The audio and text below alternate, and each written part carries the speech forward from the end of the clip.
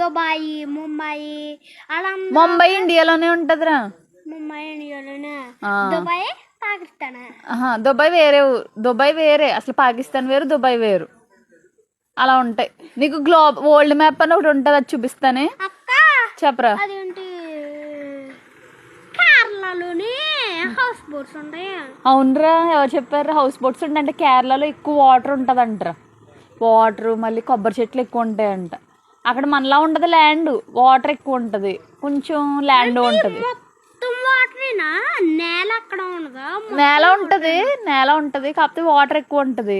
వాళ్ళకి మరి ఇన్కమ్ కింద ఏదో చాలా అందంగా ఉంటది అంట కేరళ చూడడానికి. కాదక్క, మాకు సోషల్ టెక్స్ట్ బుక్ లో ఉంటది, అందుకే సోషల్ మ్యామ్ చెప్పారు, అప్పటి నుంచి గుర్తుంటున్నది. గ్రేట్ రా, అలా గుర్తుపెట్టుకోవాలి. ఇప్పుడు అదేంటి ఆ house boats the 5th lesson అక్క, ఇప్పుడు 10th లెసన్కి వచ్చేమక్క. ఇక్కడ గుర్తుంది, అలాగే గుర్తుపెట్టుకోవాలి. ఏంటంటే ఇప్పుడు ఆన్సర్ క్వశ్చన్ గుర్తుపెట్టుకోకూడదు, అర్థం చేసుకోవాలి. సోషల్ సైన్స్ అవన్నీ ఏంటంటే మన